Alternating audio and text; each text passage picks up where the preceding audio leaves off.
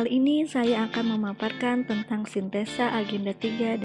Yang pertama ada manajemen ASN, yang kedua pelayanan publik, dan yang ketiga WOG. Pertama saya akan menjelaskan mengenai apa itu manajemen ASN dan apa aja sih yang ada di dalamnya.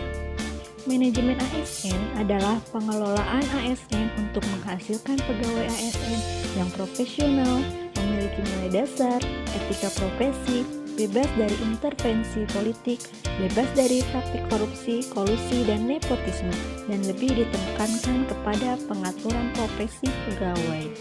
Di dalam manajemen ASN, kita perlu mengetahui kedudukan, peran, dan fungsi dari ASN.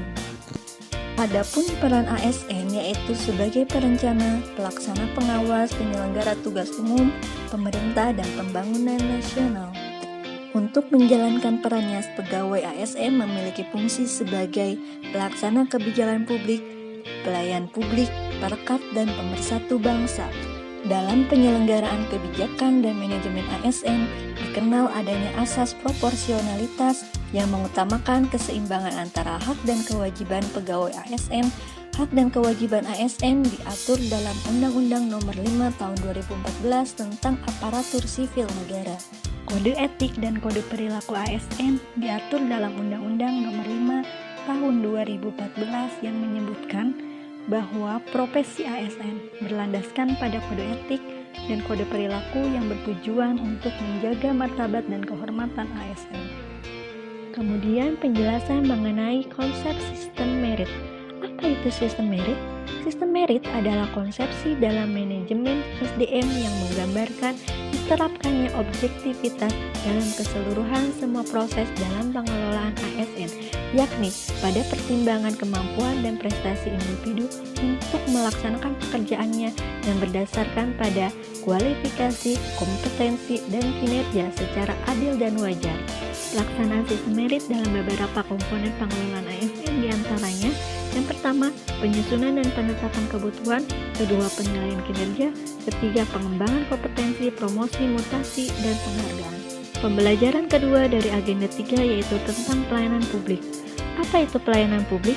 Menurut Undang-Undang Nomor 25 Tahun 2009, pelayanan publik adalah kegiatan dalam rangka pemenuhan kebutuhan pelayanan sesuai dengan peraturan perundang-undangan bagi setiap warga negara dan penduduk atas barang, jasa, dan atau pelayanan administratif yang disediakan oleh penyelenggara pelayanan publik.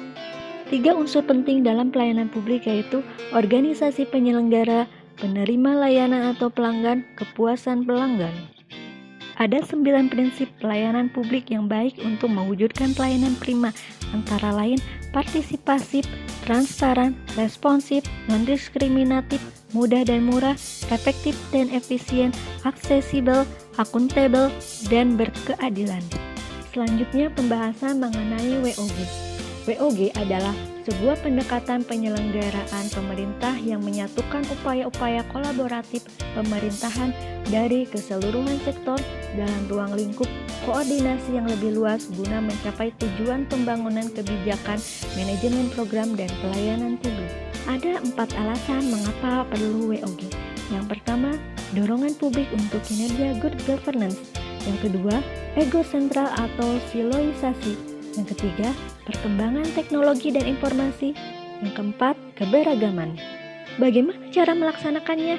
Yaitu dengan cara pertama, respon pemerintah terintegrasi, kemudian kedua, menghilangkan sekat sektoral, ketiga, kerjasama antar instansi pemerintah, yang keempat, kolaborasi, dan yang kelima, sinergitas.